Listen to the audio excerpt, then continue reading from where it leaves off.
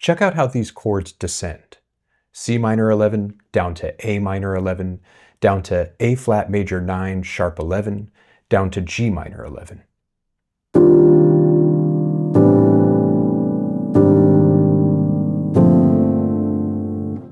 These are all in default position, from the root up to the top. Let's mask a bit of this downward chromatic motion by highlighting this common tone, G. Throughout the first three chords, we'll make it the top note.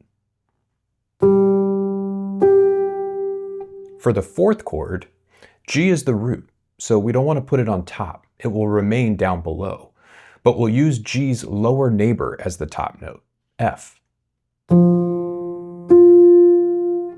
This creates a melody on top, G down to F and back up to G. If we were to leave the chords like this, the distribution of notes would be a little lopsided, dense on the bottom with a gap in the middle. Let's take all the chord tones other than the root and smash them as high as they can go without surpassing the top notes, the three Gs and the F. For C minor 11, we've got space to move the minor third, E flat, up an octave.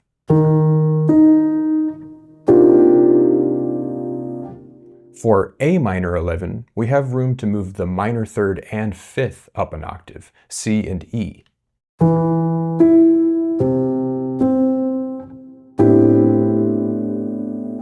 For A flat major 9 sharp 11, we can shift the major third and fifth up an octave without surpassing our top note, G.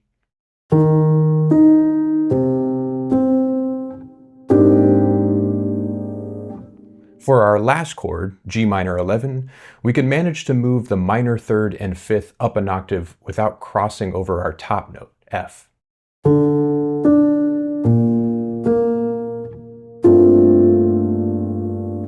This is looking good to me.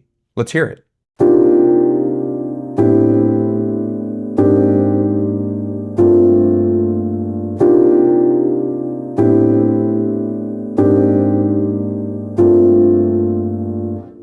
Now, let's put these chords into rhythm. Let's shift the second and fourth chords so that they play a 16th note earlier on the of 2. This is syncopation, emphasis of the offbeats or in-between rhythms. Let's take our sustaining root notes and animate them by turning them into a counter melody. But we won't be adding any new notes into the mix here. We'll just be tracing through the existing notes of each chord in lower octaves. To weave a common thread through this counter melody, we'll use the common tone that we used on top of the first three chords, G. Our counter melody will keep rising up to G in the lower octave. Over C minor, we'll start with the root, C, and then rise up to the 11th, F, which steps up to G. Then we'll make our way back down to the root of our second chord by coming back down to C. We'll follow a similar pattern over our second chord, A minor 11. We'll start on A, the root, then rise up to the 5th, E, and then skip up to the 7th, G, our common tone. Then we'll repeat this shape while adapting it to our third and fourth chords. We'll start on A flat, the root of A flat major 9 sharp 11, then leap up to the 5th, E flat, and then skip up to G once again. Then we'll step down as our chords descend from A flat to G, the root of G minor 11, which jumps up to the 5th, D, and then skips up to G a final time. And to sync the chords, let's shrink each chord so it lasts for the duration of its piece of the counter melody.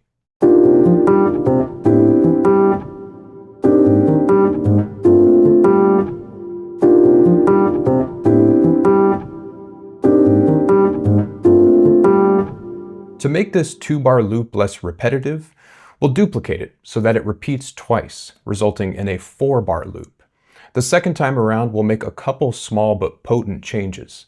We'll switch C, the root of our first chord, to F. This takes the descending motion a step further as we now descend from G down to F.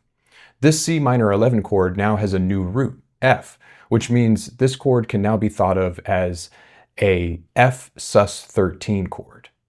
For the final chord, we'll swap the root, G, for the minor third of the chord, B flat, which temporarily turns this chord into a B flat major 9 chord. But this is only fleeting, as the counter melody then continues to G via a step from F, which restores this chord as G minor 11.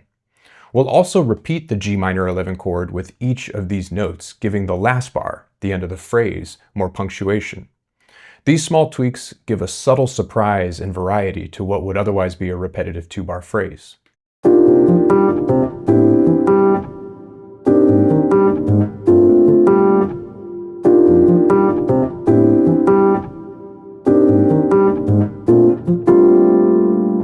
The bass will support this counter melody by playing along with the root and then jumping up to the common arrival point of each fragment of the counter melody, the G notes. The roots will play on beat 1 to fulfill a more classic and simple bass line role, and we'll repeat the root on the and of beat 4 at the end of each bar to walk down to the next chord.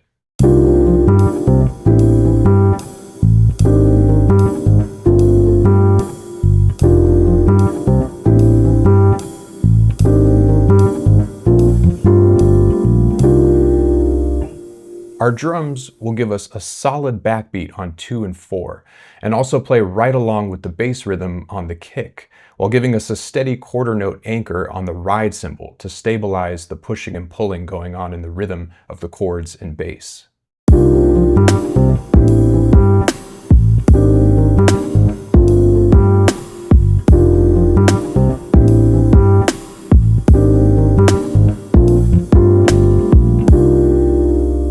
We've got a groove, but we need a main character. Let's fill in some of the gaps with melody played on guitar. But before we do, I want to let you know that if the ideas and approaches we explored in this video resonate with you, you can take the full deep dive and learn how to bring these concepts into your own music with my courses.